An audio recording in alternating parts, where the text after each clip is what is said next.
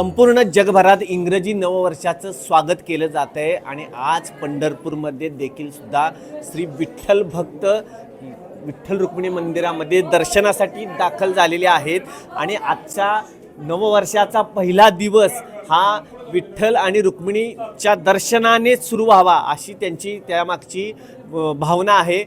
पुण्याचे जे भाविक आहेत प्रदीप ठाकूर यांनी ही जी विठ्ठल मंदिरामध्ये आकर्षक फुलांची सजावट केलेली आहे। तब्बल 41 प्रकारचे फुलं ही वापरण्यात आलेली आहेत जेणेकरून सर्व भाविक भक्तांचं स्वागतच या सेवेमार्फत त्यांच्याकडनं करण्यात येत आहेत। आपल्यासोबत काही भाविकही आहेत।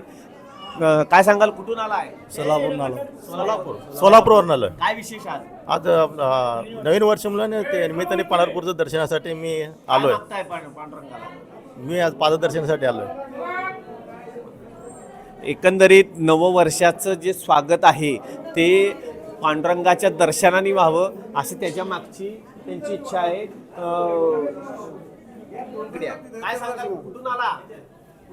हॅलो, मी सांगू पुण्याहून मी माजलगावून आलो, बीड जिल्हा माजलगावून। काय वाटतंय? खूप आनंद वाटतो। रामकृष्ण हरी देवाची आहे द्वारी उभा क्षण मरी त्याने मुक्तीचारी साधेले हरिमुखे म्हणा हरिमुखे म्हणा पुण्याची गणना कोण करी। इथे येऊन कालची एकादश नवीन वर्षाच्या स्वागतासाठी पांडुरंगाकडे आलेलो आहेत। काय मागितलं पांडुरंग? पांडुरंगाला मागितलं की काय मागू देवाला सुखी ठेव माझ्या संसाराला।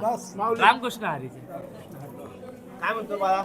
मी चैतन्य आहे। मी इथं हे वैकुंठ आहे म्हणून मी इथं पाया पडाय आलोय। आम्ही इथं माझी क्रिकेटरची विश मागाय आलोय।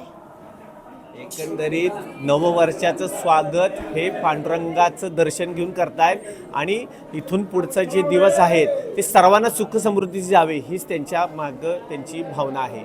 व्हिडिओ जर्नलिस्ट अजित देशपांडे सोबत वीरेंद्र सिंह उत्पात, न्यूज 18 लोकमत, पंढरपूर।